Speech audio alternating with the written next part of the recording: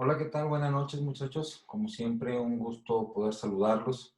Como lo hemos venido manejando la última semana, voy a estar haciendo el ejercicio, esta vez también por vía de redes sociales. Voy a estar subiendo la clase al YouTube. Les pido de favor que para comprobar su ingreso, en este caso, en esta ocasión, por favor, cuando vean el video, en el área de comentarios, póngame su nombre para que sirva como pase de lista. Atendiendo lo siguiente, déjenme les platico que la sesión del día de hoy es correspondiente al tema de la coordinación fiscal en México. Miren, como lo hemos estado platicando en sesiones anteriores, eh, existen diversos niveles de gobierno relacionados en cuanto al cobro de las contribuciones y diversas autoridades. Es por eso que tenemos organismos federales que trabajan por medio de la Secretaría de Hacienda y Crédito Público como ente financiero, el cual para temas fiscales se hace valer de una jefatura de oficina, mejor llamada el Servicio de Administración Tributaria. Así como a nivel estatal, tenemos a la Secretaría de Finanzas como máximo órgano fiscal y a su vez se utiliza por medio de las recaudaciones de rentas. En el ámbito municipal tenemos a las tesorerías, y como organismos fiscales a las cajas. Eso lo hemos entendido. En México existen algunos fenómenos de carácter fiscal algo complejos en base a la manera en la que trabajan. Miren, eh, la, la heterocomposición económica del país genera que existan grandes desigualdades entre entes fiscales estatales y federales. Vamos a poner un ejemplo. No se compara la recaudación relativo a impuestos sobre automóviles nuevos, el famoso ISAN, en entidades federativas como Nuevo León, como Jalisco, como Puebla, con respecto a estados más pequeños, por ejemplo, Tlaxcala, por ejemplo, Quintana Roo, Yucatán, Zacatecas. Es por eso que la intención de la Ley de Coordinación Fiscal es reducir la brecha en cuanto a las cuestiones de disparidad fiscal que se pueden presentar en diversos estados y que afectan directamente la riqueza de otros. Caso contrario, en el caso de la coordinación fiscal, tenemos, por ejemplo, en estados como Zacatecas, como en Chihuahua, como en Guanajuato, estados evidentemente de una actividad minera importante, principalmente nosotros que vivimos aquí en Zacatecas. El problema es que las recaudaciones de carácter minero, al ser federales, se utilizan en la federación y poco o nada le queda al estado de Zacatecas, puesto que es el estado donde se extraen los minerales y suena justo que parte de esa riqueza se quede en la entidad federativa de donde proviene. Es entonces este sistema de coordinación fiscal que permite o da oportunidades a las autoridades fiscales mediante la elaboración de convenios debidamente elaborados y publicados en el Diario Oficial de la Federación, el que puedan interactuar de una manera más cercana, más eficaz, con mayor eficiencia y con mayor efectividad al momento de cobrar las contribuciones. Bien, una parte importante de la recaudación fiscal tiene que ver con la efectividad, es decir, qué tan bueno es un ente fiscal para cobrar. Eso a veces genera demasiados conflictos porque hay estados en donde el grado de eficiencia tributaria es muy pequeño respecto a otros. Hay estados que cobran mejor, que cobran más impuestos, eh, que recaudan más, y hay otros estados que son un poquito más permisivos al momento de cobrar contribuciones.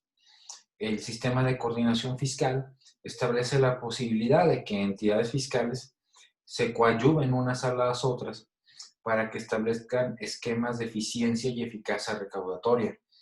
En algunos lugares, por lo complejo de su geografía, de su orografía, vamos a poner algunos ejemplos. Aquí en Zacatecas, comunidades establecidas en Jiménez del Teul, en el Chorocampo, en Florencia de Benito Juárez. Para poder hacer trámites de carácter fiscal federal tendría que acudir hasta la oficina más cercana de la entidad, la cual se encuentra en Zacatecas. Entonces, tendrían que recorrer 5 o 6 horas para pagar una cantidad mínima de impuestos. Esto evidentemente va en contra de los principios constitucionales de economía fiscal y en razón de lo anterior es que se da la oportunidad a que muchos tipos de impuestos sean recaudados vía recaudaciones de rentas de carácter estatal. Como ustedes saben, la Secretaría de Finanzas tiene establecidas por lo menos una oficina de recaudación de rentas en cada municipio del estado de Zacatecas. Entonces, las oficinas recaudadoras locales sirven como oficinas de enlace de las oficinas recaudadoras federales. Y se pueden cumplir los principios constitucionales de que el pago de las contribuciones tiene que ser lo menos gravoso para el contribuyente. Voy a pagar 1,000 pesos de impuestos, pero la vuelta a Zacatecas me sale en 2,000. No tiene caso, no funciona, así no es el tema de carácter fiscal. Otra de las cuestiones importantes en tema de coordinación fiscal es que se crea todo un sistema por diversos órganos integrados por muchas autoridades de carácter fiscal que se encargan de analizar, crear, planear, generar estrategias y echar a andar todos aquellos planes y programas en materia de carácter fiscal. Esto se llama Sistema Nacional de Coordinación Fiscal y está integrada por todos los organismos fiscales federales y todos los organismos fiscales estatales. Quiero mencionarles que el sistema de coordinación fiscal no es un sistema obligatorio. Hay entidades federativas que pueden decidir no participar, no celebrar convenios, es decir, ¿sabes qué? Nosotros somos muy pequeños, nosotros tenemos capacidad para llevar a cabo nuestro sistema de contribución por nuestra cuenta, nosotros no queremos formar parte. No es una obligación, pero aunque ustedes no lo crean, tiene grandes beneficios, porque la riqueza se queda, la riqueza de los impuestos, de las contribuciones, permite que parte de ellos se queden en el lugar donde estos se generaron y vamos a explicar algunas circunstancias. Para ello, voy a comenzar a compartirles la pantalla relativo a la presentación del día de hoy.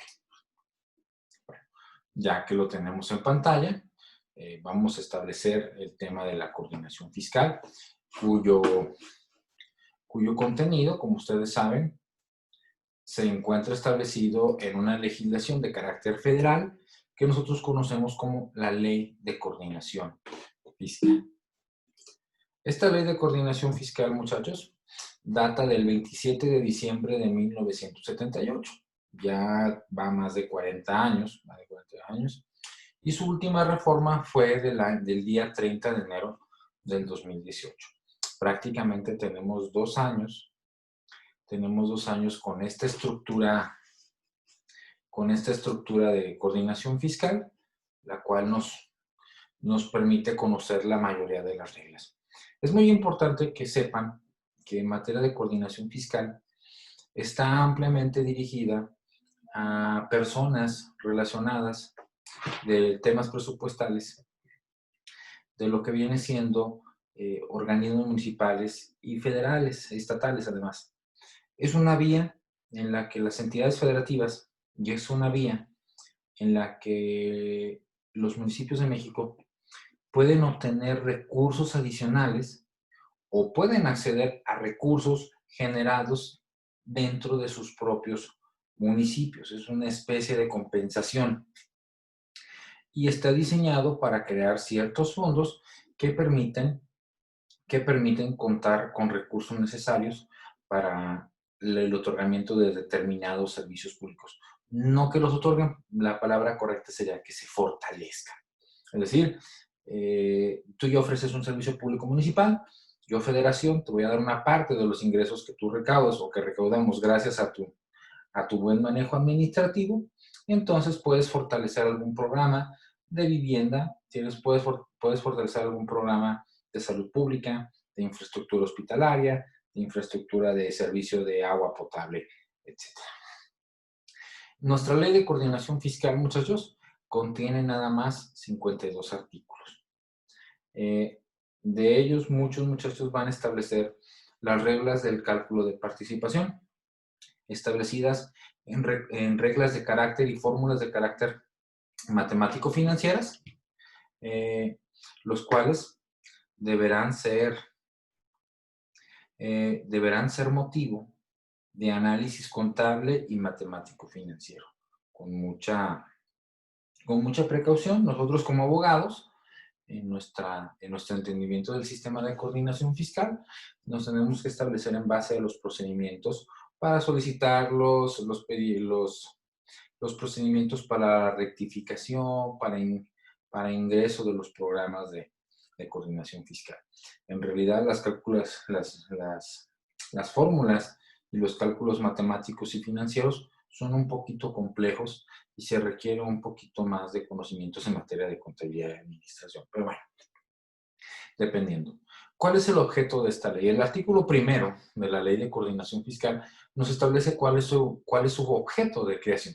Es coordinar el sistema fiscal de la Federación con las entidades federativas, así como con los municipios y demarcaciones territoriales, para establecer la participación que corresponda a sus haciendas públicas en los ingresos federales, distribuir entre ellos dichas participaciones, fijar las reglas de colaboración administrativa entre las diversas autoridades fiscales y constituir los organismos en materia de coordinación fiscal y dar las bases de su organización y funcionamiento. En base a lo anterior, vamos a establecer de qué habla un poquito la Ley de Coordinación Fiscal en temas de carácter general. En primer lugar, muchachos, el sistema de coordinación fiscal, la Ley de Coordinación Fiscal, nos habla de la creación de un Fondo General de Participaciones. De las recaudaciones federales, es decir, las que se obtienen por contribuciones, pagos de derechos, impuestos, aportaciones de seguridad social, mejoras y aprovechamientos, no todos esos van a ser parte del fondo. De hecho, este Fondo General de Participaciones se va a constituir con el 20% de aquellos ingresos que se consideran participables. Es decir, va a haber ingresos por ISR que la Federación considera no participables y va a haber ingresos que va a decir la Federación son participables para la coordinación fiscal. Vamos a poner un ejemplo.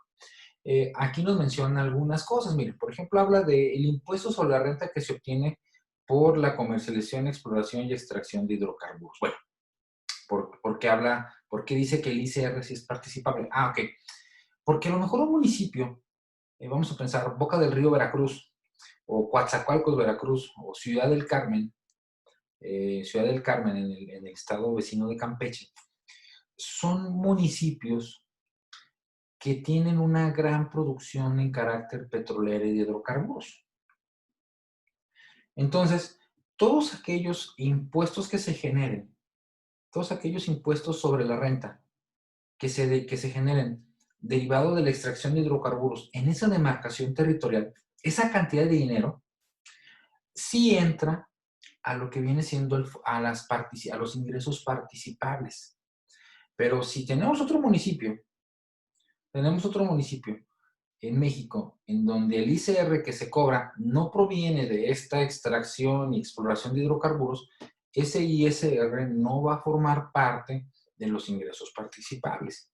Otro ejemplo del ISR es el de los salarios de los funcionarios públicos, aunque aquí hay una salvedad. Es el ISR de funcionarios públicos de carácter federal, perdón, de carácter estatal y carácter municipal. Es decir, ¿cuántos trabajadores pagan ICR en Zacatecas? No, pues todos los del gobierno del estado. Ah, que ese ISR que se paga a los trabajadores del gobierno del estado y de los diversos municipios del estado de Zacatecas, esos impuestos sobre la renta sí entran al Fondo General de Participaciones.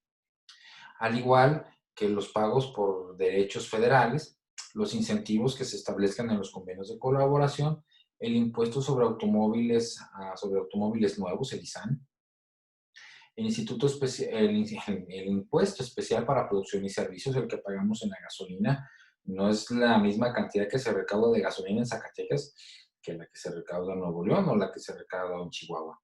y así como el excedente del 1% de impuestos sobre premios, así como impuestos de exploración y extracción de hidrocarburos. Estos impuestos van a ser considerados como ingresos participables y el 20% de todo lo que se recaude de estos impuestos va a ir establecido al Fondo General de Participaciones. Para su asignación, dependiendo del convenio de colaboración, pues existen las fórmulas de rendimiento y coeficiente que vienen en la ley. Habrá que consultarlas para entenderlas. Estos muchachos, este Fondo General de Participaciones se establece por ejercicios anuales, es de año a año, no es multianual, es de enero a diciembre, y se consideran participaciones inembargables, es decir, son excedentes y no los pueden embargar en caso de que el gobierno tenga deudas o esté sometido a un proceso de ejecución. Este dinero entra libre, este dinero se puede utilizar. También además, dentro del Fondo General de Participaciones van a entrar aquellos temas de peaje por obras federales, el pago de una autopista, el pago de un puente federal, cuyos porcentajes serán destinados 100% para el mejoramiento de la misma obra. O sea, todo el dinero que ingrese, todo el dinero que ingrese en vía de peaje en el Fondo General de Participaciones estará destinado para el mejoramiento de esa misma, mejoramiento y mantenimiento de esa misma obra. En materia de participaciones, ¿cómo divide la ley de coordinación fiscal a las participaciones de carácter municipal? Bueno, aquí muchachos, hay que tener en cuenta que por la biodiversidad, geografía de nuestro país, pues los municipios tienen diversas actividades comerciales. Generalmente la ley de coordinación fiscal los va a dividir en tres grandes aspectos, en tres grandes rubros. Aquellos municipios fronterizos y aduaneros. Eh, no es lo mismo lo que recaudan municipios como Tijuana, municipios como Ciudad Juárez y municipios como Nuevo Laredo. Esos municipios, eh, aunque los impuestos aduaneros son federales, se van a tener que llevar una tajada porque los puertos comerciales están en sus municipios. Además, menciona otros municipios que son fronterizos y aduaneros, pero que son exclusivamente de extracción de hidrocarburos. Y así como el resto se le considera municipios de fondo de fomento municipal. A las entidades federativas también les va a establecer algún tema de participaciones en base al impuesto especial sobre producción y servicios de la venta de bebidas alcohólicas en su municipio y de la venta de productos de tabaco, ¿sale? Y también va a generar participaciones por el ICR, por los salarios de los funcionarios públicos, que lo hemos visto en la anterior laminita. Primero, luego después nos va a establecer lo relativo al Fondo de Fiscalización y Recaudación. Este Fondo de Fiscalización y Recaudación va a tener como monto el 1.25% de la recaudación fiscal de ingresos participables. Este fondo de fiscalización se maneja mediante un nivel de recaudación fiscal que se proviene con impuestos estatales, impuestos prediales y los derechos de suministro de agua potable. De ese dinero se va a conformar. Este dinero va a estar sujeto a la revisión de las cuentas públicas municipales y estatales para ver que efectivamente se esté enterando la cantidad correcta y las aportaciones que se deben hacer por adelantado en ejercicios trimestrales y se tomará en base los anteriores ejercicios para hacer un cálculo en promedio. El IEPS participable, o sea, okay, ¿cómo lo vamos a repartir de este fondo de fiscalización? Se va a dividir, este fondo se divide en 11 partes, 9 de ellas van a ir para los estados con el mayor consumo de hidrocarburos. Aquellas entidades federativas que sean las que más consumen hidrocarburos, se les va a dar parte de este fondo. Y las dos onceavas partes restantes se les va a otorgar a aquellos municipios que tienen un menor desempeño del Producto Interno Bruto, siempre y cuando no provenga de cuestiones mineras ni de cuestiones petroleras.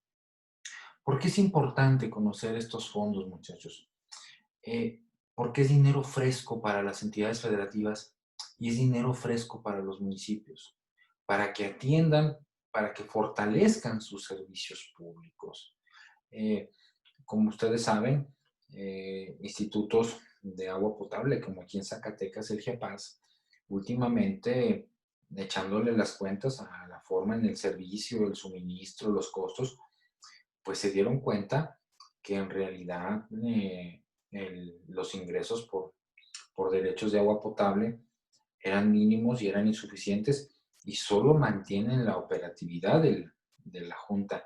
No así para hacer nuevas obras, no así para corregir las fugas, pero a veces llegan estos fondos de fiscalización, estas participaciones federales, relativos de la Ley de Coordinación Fiscal, y es dinero fresco para invertir, ¿sale?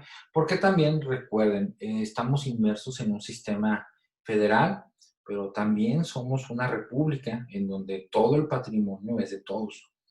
Y si algún estado le va bien, también alguna entidad federativa le va bien, también tiene la responsabilidad de apoyar a las entidades que no les va tanto. Bueno, también igualmente este fondo de fiscalización de recaudación también está relativo a los temas de extracción de petróleo, de gas natural y de todos aquellos excedentes se utilizan para un fondo de estabilización. Este dinero, este fondo de estabilización, como su nombre lo dice, va a estar diseñado para poder mantener los precios del petróleo, los precios del gas natural, por si en algún momento se requiere ese dinero, nos permite afrontar los problemas. Es un guardadito que genera el gobierno.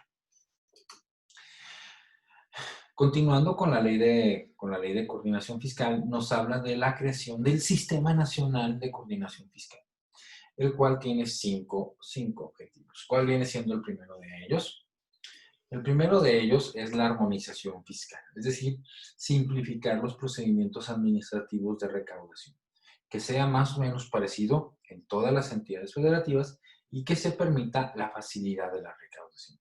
Número dos, la distribución de las participaciones, es decir, crear las reglas del juego para que las entidades federativas y los municipios reciban su justa participación en base a su capacidad, así como fortalecer los ingresos locales, porque sabemos que hay municipios pues, que no tienen tanta actividad económica, no tienen tanto desarrollo industrial, entonces siguen pobres, seguirán siendo pobres y eso es lo que no se busca. Número tres, la regulación de la colaboración administrativa, es decir, la eficiencia y la eficacia recaudatoria. Crear, planear, realizar estrategias que permitan cobrar los impuestos de manera más rápida, más segura y más efectiva y a un menor costo. Y cuatro, distribución de aportaciones federales en base a objetivos específicos planteados y el mejoramiento del gasto público. Es decir, saber qué vamos a hacer con ese dinero y que realmente se refleje en un mejor manejo del gasto público, que se destine a donde realmente es necesario y se note. Número 5, y la creación de organismos relativos a manejar todo lo anterior. El Sistema Nacional de Coordinación Fiscal, muchachos, está conformado por 4 organismos. La primera es la Reunión Nacional de Funcionarios Fiscales, su nombre, el secretario de Hacienda y los 32 secretarios de Finanzas o de los equivalentes de las entidades federativas. Una comisión permanente de funcionarios fiscales, un número reducido de los que acabamos de mencionar, para siempre estar atentos y trabajando en coordinación. El Instituto para el Desarrollo de Técnicas de las Haciendas Públicas. Este instituto es parte y lo que hace es la investigación científica en temas recaudatorios. Y por último, la Junta de Coordinación Fiscal. Si ustedes alcanzan a ver aquí la imagen pasada, les voy a hacer un poquito más grande la presentación. Ustedes van a poder darse cuenta del sistema de coordinación fiscal para el año 2019-2020, que es la Reunión Nacional de Funcionarios Fiscales, es el máximo órgano, que es el secretario de Hacienda y los secretarios de Finanzas de las 32 entidades. La Junta de Coordinación Fiscal son los representantes de la Secretaría de Hacienda y los representantes de 5 entidades de la comisión, perdón, se me fue, y 5 secretarios de Finanzas de 5 entidades. En este caso, la Junta de Coordinación Fiscal está presidida por el secretario de Finanzas de Morelos. Luego tenemos la Comisión Permanente, que está a cargo del secretario de Finanzas del Estado de Guanajuato y el representante de la Secretaría de Hacienda Proyecto Público. Para una mejor organización de este Sistema Nacional de Coordinación Fiscal, Las entidades federativas se dividen en grupos de trabajo. Nosotros, el estado de Zacatecas, nos encontramos dentro de la zona, el grupo zonal 2, y estamos junto con Chihuahua, Coahuila, Durango y Zacatecas. ¿Quién es el coordinador de la grupo zonal 2?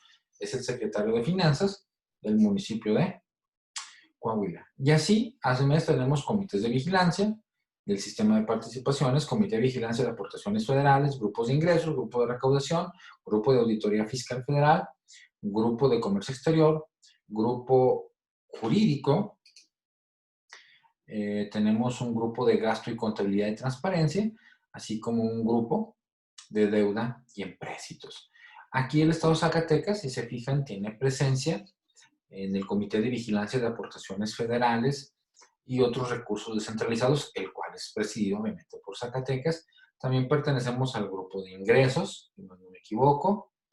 Dejen ver en cuál de los demás tenemos participación.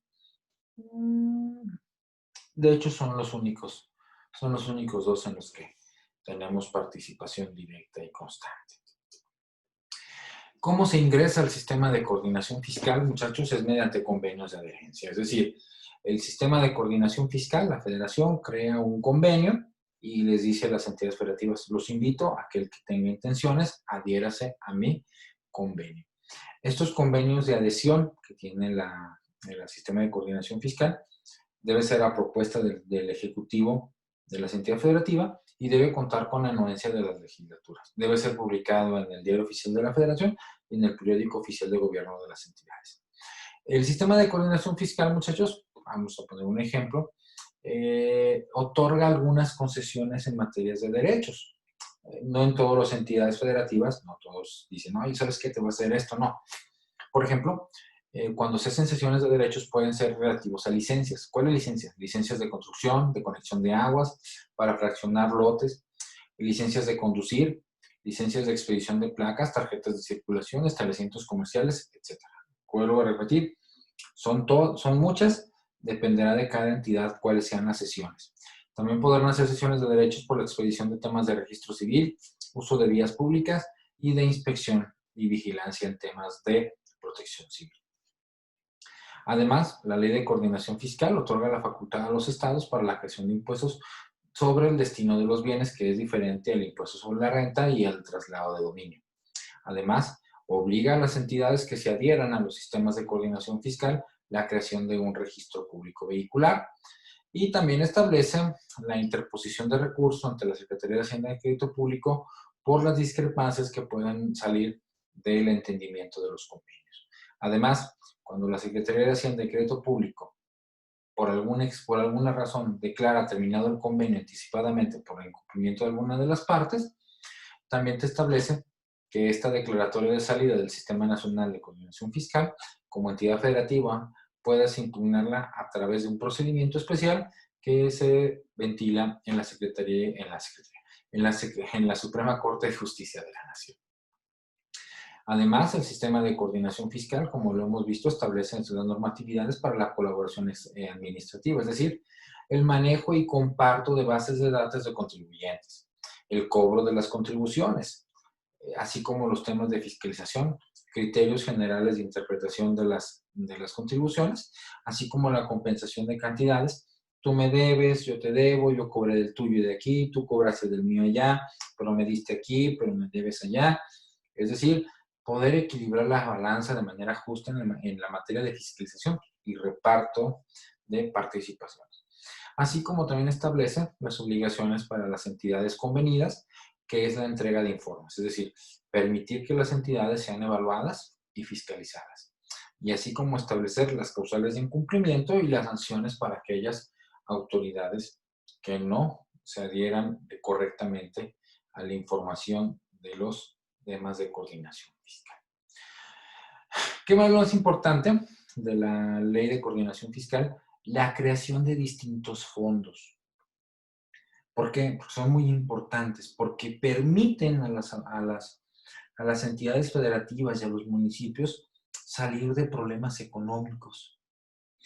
Aquí en Zacatecas nos hemos dado cuenta que a veces tenemos problemas con las nóminas, con las pensiones, sobre todo del sector educativo, pero también a veces hay falta de medicamentos en el sistema, en los servicios de salud de Zacatecas. eh, Vemos patrullas viejitas, no hay dinero para cambiarlas. Bueno, la federación te va a decir, oye, vamos a hacer una cosa, entidad federativa de municipios. A mí me interesa, como federación, que tú seas un mejor recaudador, que generes, que trabajes bien, que recaudes mejor, que recaudes más dinero. Y si tú, entidad federativa, eres capaz de mejorar tus sistemas de recaudación, yo, federación, te voy a dar más dinero para 8 fondos especiales. Y estos son auténticos y verdaderos salvavidas para las entidades federativas.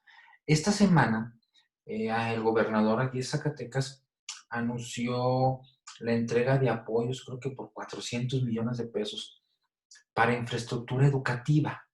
Bueno, este dinero proviene de estas participaciones federales. Obviamente se tardan un tiempo su manejo, su proceso, y no se entregan de inmediato. Pero 400 millones de pesos en esta época de pandemia son verdaderamente geniales porque permiten la reactivación económica. Así, bueno, ¿y a mí en qué me beneficia? Bueno, imagínense 400 millones de pesos repartidos, vamos a poner un ejemplo, repartidos en 400 escuelas. A cada escuela le toca 1 millón de pesos para obra pública. Pues con 1 millón de pesos se pueden restaurar los baños, se pueden comprar vidrios, se pueden reparar las instalaciones. Y eso, pues, es el albañil, es el fontanero, es el plomero. Ese albañil se le paga, va a la tienda, compra el pan, compra la leche, luego el tendero va, ya tiene dinero para arreglar su coche y va con el mecánico y arregla su coche y el mecánico ya trae dinero y dice, ¿saben qué? Ahora sí ya puedo arreglar mi terrenito, señor licenciado, ¿sabe qué? Ya traigo dinero, ya comience mi juicio sucesorio, ¿sabe qué, contador? Aquí está para las facturas, aquí tengo estos temas y recuerden, cuando llueve nos mojamos todos. Vamos a ver cuáles son estos 8 fondos de aportaciones federales. Primero, fondo de aportación para la nómina educativa y gasto operativo. La nómina magisterial es muy compleja. En el estado de Zacatecas existen diversos temas educativos y diversas escuelas que están incorporados al régimen federal y al régimen estatal. Es decir, hay más escuelas federales y hay escuelas de carácter estatal. Este problema de la nómina en Zacatecas es muy complejo, tiene muchos años, tiene muchas aristas. No me atrevería a hacer un diagnóstico porque no cuento con todos los datos suficientes. Pero bueno, este fondo de participación a la nómina educativa y gasto operativo se ofrece con cargo a este fondo y se utiliza para que los recursos económicos se utilicen en materia de educación básica y normal. Como su nombre lo dice, están destinados a gastos personales, gastos de nómina, cubrir los huecos presupuestales de las entidades federativas y para gasto operativo. A veces llega dinero extra de la participación del fondo y bueno, ya tenemos para papel, ya tenemos para copias, ya tenemos para pagar el aguinaldo. Es una verdadera belleza, son unos salvavidas preciosos. Número 2, fondo de aportaciones para los servicios de salud. Este se da para que las entidades federativas reciban recursos para ejercer sus atribuciones en materia de la Ley General de Salud. Es decir, prestación de salud básica, la más cercana, la del centro de salud a cargo de los servicios de salud de Zacatecas, de perdido para que tengan pinol y gel antibacterial en este momento. O sea, es auténticas bellezas. Número 3, el Fondo de Aportaciones para la Infraestructura Social. En este caso, muchachos, como su nombre lo dice, debe estar destinado exclusivamente al financiamiento de obras, acciones sociales básicas y a inversiones que beneficien directamente a la población en pobreza extrema, localidades con alto o muy alto nivel de rezago social, en base a las consideraciones de la Ley General de Desarrollo Social. Hay lugares, hay municipios, hay comunidades, discúlpeme la expresión, viven de maneras paupérrimas. Entonces, este fondo está destinado precisamente para obras. Municipios en comunidades que no tienen agua potable, que no tienen drenaje, que tienen pobreza educativa, que tienen pobreza alimentaria, hay que atenderlos. Es dinero necesario que se debe destinar a ellos. El cuarto, el Fondo de Aportaciones para el Fortalecimiento de los Municipios y las Demarcaciones Territoriales y del Distrito Federal. Este es una belleza, porque lo pueden utilizar los municipios para fortalecerse a ellos mismos. Es dinero fresco que pueden utilizar para programas sociales, para infraestructura municipal, para nómina. Les permite tener 50, 70, 80 millones de pesos y verdaderamente son, vuelvo a repetir, son salvavidas. Fondo de aportaciones múltiples para los estados y la federación, el cual de ellos, el 46%, se va a destinar a desayunos escolares y el 54% a la construcción, rehabilitación y equipamiento de infraestructura física de los niveles de educación básica, media, superior y superior. Este fondo de aportaciones múltiples, prácticamente la mitad, destinado para darle de comer a los niños, a los muchachos, y el resto para mejorar su infraestructura educativa. Hay escuelas que en municipios, en comunidades que verdaderamente carecen de todas comodidades, pero este fondo de participaciones siempre llega para apoyar. El fondo de aportaciones para la educación tecnológica y de los adultos, bueno, se reciben los recursos económicos complementarios para prestar servicios de educación tecnológica y de educación para adultos, cuya operación asuman de conformidad con los convenios de coordinación suscritos con el Ejecutivo Federal para la transferencia de recursos humanos, materiales y financieros necesarios para la prestación de dichos servicios. Aquí en Zacatecas, ustedes saben, tenemos Quantum, Ciudad del Conocimiento. Bueno, esa es educación tecnológica, tenemos el Instituto Tecnológico de Estado de Zacatecas, pero también tenemos al Instituto Zacatecano de Educación para los Adultos, que forma parte también de la red de INEA, del Instituto Nacional de Educación para los Adultos. Entonces, este dinero, este fondo que llega por las aportaciones, siempre permite mejorar las campañas, llegar a mejores lugares, crear mejores programas, transferir recursos humanos y materiales para el debido cumplimiento de estos servicios. El 7 es el Fondo de Aportaciones para la Seguridad Pública de los Estados y del Distrito Federal. Este se conoce como FORTASEG. Este es muy famoso en las áreas de impartición y procuración de justicia, porque este dinero se le otorga a los municipios para que compren, primero, bueno, para profesionalizar a los recursos humanos, darles cursos de capacitación a los policías, otorgar percepciones extraordinarias a agentes del Ministerio Público, peritos y policías ministeriales. Una lanita extra siempre es bueno. Equipamiento de los elementos de la institución de seguridad, comprar armas, comprar parque, comprar patrullas, comprar chalecos antibalas, dotarlos de las herramientas mínimas para su trabajo. Establecimiento y operación de bases de datos criminalísticos y de personal, cuando se involucran en temas de investigación, procuración de justicia, para conocer lo que es la Plataforma México y el Registro Nacional de Detenciones. Hay que mantenerlas, hay que operarlas y tenerlas al día. FortaSec sirve para eso.